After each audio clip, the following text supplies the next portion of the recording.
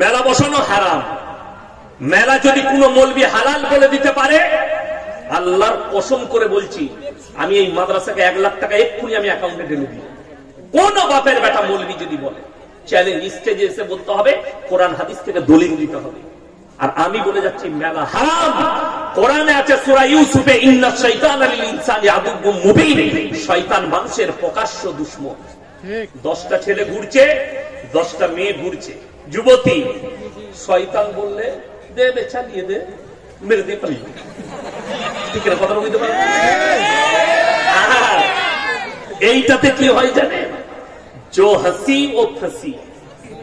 যদি এরকম করে কোন ছেলে মারে, আর দীপালি যদি একবার খালি হেসে দেয়, হয়ে গেল।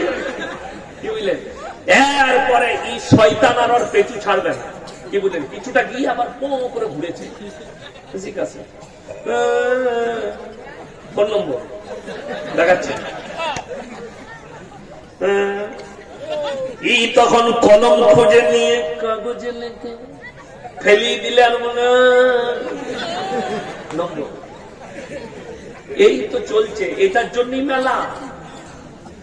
আর এই পর্যায়ে আপনারা বলুন, একটা নারী পুরুষ যদি নির্জনে এক কাছে হয়, রাসূল বলেছেন 3য় নম্বর যে ব্যক্তিটা যায় তার নাম শয়তান। আর সে উস্কানি মারে কিসের জন্য? জিনা করার জন্য, আপনার ঈমান নষ্ট করার জন্য। আপনাকে ঘেরে ধরে 24 ঘন্টা দাঁড়িয়ে আছে শয়তান, কিভাবে ঈমান নষ্ট করে। ওই জন্য আমি মাদ্রাসার তালবিল ইলম দিকে বললাম, বাবু আমাকে ঘেরে নিয়ে চলো, কোন মেয়ে যেন আমাকে ধাক্কা না মারে, তোমরা যা করেছো। তো বাবু তালবিল ইলম গুলো আমাকে ঘেরে নিয়ে এলো। আল্লাহ ওদিকে ইলমে বরকত দেখ। আপনারা কি মনে করছেন এই মালটা মরে গেলে শেষ? যে তালবিল ইলম গুলোকে আমাকে নিয়ে এলো, এরা হচ্ছে আমাদের সম্পদ। ইয়াসিন মরে গেলে 100টা আমাদের তালবিল ইলম ইয়াসিন তৈরি হবার লেগে মাদ্রাসায় দাঁড়িয়ে আছে, তোমাদেরকে মুতোর জবাব দিবে। একের পর এক আলেম আসবে, লেখে নিয়ে যান। কিয়ামত পর্যন্ত যতগুলো পাপ আসবে সমাজের মুখে, ট্যাকেল দিবার জন্য আলেম উলামা হাদিস কোরআন রেডি হয়ে দাঁড়িয়ে আছে। যতজন আসবে, বেঈমান কাফেররা তাদের উদ্দেশ্যে কামিয়াব, আমরা নাকাম হয়েছি। আপনারা হাত করে বলুন, কোরআনকে বিশ্বাস করেন না করেন না? সবাই করেন, জোরে বলুন ইনশাআল্লাহ করেন। দেখুন, হাত তুলে বললেন কোরআনকে বিশ্বাস করি। কোরআন কেমন মুকাদ্দাস কিতাব বলে দিই। কোরআন মাজিদ এমন এক মুকাদ্দাস কিতাব, আসমানি কিতাব আল্লাহ পাঠিয়েছেন। পৃথিবীর বহু মুহাদ্দিস, শেখ, মুশায়েখরা বড় বড় কিতাব লিখেছেন। ভারতের আমি একজনের আলেমের, আমি জলসা করতে গিয়ে লখনৌ ইরফানিয়ায় যখন পড়তাম, মাদ্রাসা নাদওয়াতুল উলামায় গিয়েছিলাম, লাইব্রেরিতে ঢুকলাম, বিরাট লাইব্রেরি। ওই লাইব্রেরির ভেতরে ভর্তি আছে, আমার মনে হয়, আশা করি এশিয়া মহাদেশের কোন আলেম অত বই লেখেনি। তিনি হচ্ছেন মোল্লা আলিমিয়া নদভী সাহেব। তিনি তিনার জীবনে 4000-এর বেশি বই লিখেছেন। এত বই কোন কবি সাহিত্যিক লিখেছে? আমাদের বড় বড় আলেম আছে। আজকে মিটিয়া বুরুজ থেকে আমাকে ফোন করেছিল, যে আমাকে বলছে আইনুল বারী সাহেবের ছেলে, উনি থাকবেন সভাপতি, আপনার ডেট চাই। আপনারা হয়তো জানেনই না, আইনুল বারী বহুত বড় আলেম ছিলেন, মারাত্মক। আমার আব্বাজি খুব নাম করতেন, দামি আলেম ছিলেন। তো এই মানুষরা কত যে কিতাব উপহার দিয়েছে সমাজকে, কিন্তু বিশ্বাস করুন, আমার আব্বাজি অনেক কিতাব লিখেছে, কিন্তু এই শেখ মুশায়েখরা যত কিতাব লিখেছেন, কেউ তার কিতাবের শুরুতে লিখতে পারেনি যে আমার কিতাবে কোনো ভুল নেই। লিখেছে? লিখতে পারে।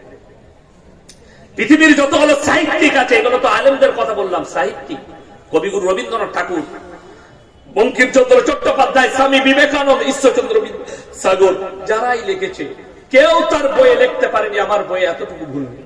কিন্তু আল্লাহর কসম, আল্লাহ তাআলা কোরআনকে রাসূলের কাছে পাঠিয়েছেন, আর কোরআনের শুরুতে সূরা বাকারায় লিখে দিয়েছেন, যালিকাল কিতাবু লা রাইবা ফি, আমার এই কোরআনে বিন্দুমাত্র সন্দেহের কোনো অবকাশ নাই। জোরে বলুন সুবহানাল্লাহ।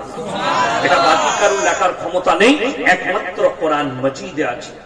তাহলে এই কোরআনকে যখন আপনি বিশ্বাস করলেন, আমি এই জঙ্গিপুরে আপনার লালগোলা থানায় প্রমাণ দেব যে মুসলমানরা জেনে শুনে কতগুলো কোরআনকে অস্বীকার কিভাবে করে।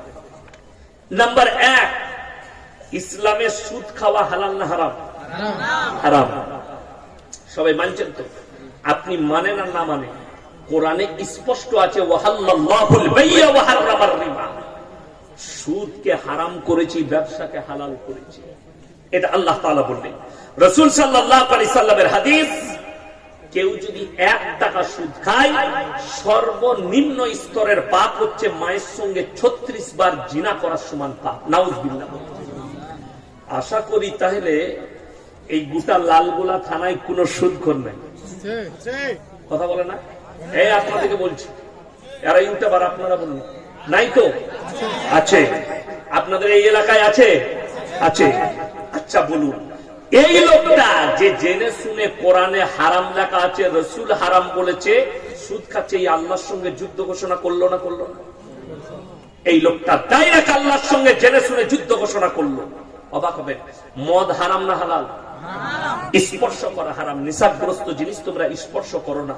আপনাকে বুঝিয়ে দিই, আপনি আপনার ধর্মকে, মুসলিম তার ধর্মকে যতটা না মানে, আপনার ধর্মকে একটা অমুসলিম ভাই তার থেকে বেশি রেসপেক্ট করে, যারা শিক্ষিত, শিক্ষিত সমাজ। আপনাকে বুঝিয়ে দিই, আপনি যেমনি গিয়ে জঙ্গিপুরে হাই রোডে চাপবেন, বহরমপুরের দিকে যান, যেমনি উমরপুর বার করে, উমরপুর থেকে মনে হয় 20 কিলোমিটার হবে পলসন্ডা মোড়, বেশি হবে, 25 হবে।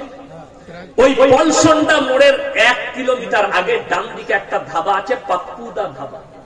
নাম শুনেছেন? শুনেছেন, ভালো ধাবা। সেখানে 3টে বোর্ড লাগিয়েছে, পাঞ্জাবিদের ছেলে, মুখে দাঁড়িয়ে আছে, মাথায় পাগড়ি, 2 ভাই চালায়। তারা 3টে বোর্ড লাগিয়েছে, 3টেই মুসলমানদের ইমান বাঁচানো বোর্ড। নাম্বার 1, এখানে মদ পান করা নিষিদ্ধ। নাম্বার 2, মদ বিক্রি নিষিদ্ধ। নাম্বার 3, ধূমপান নিষিদ্ধ, নো স্মোকিং।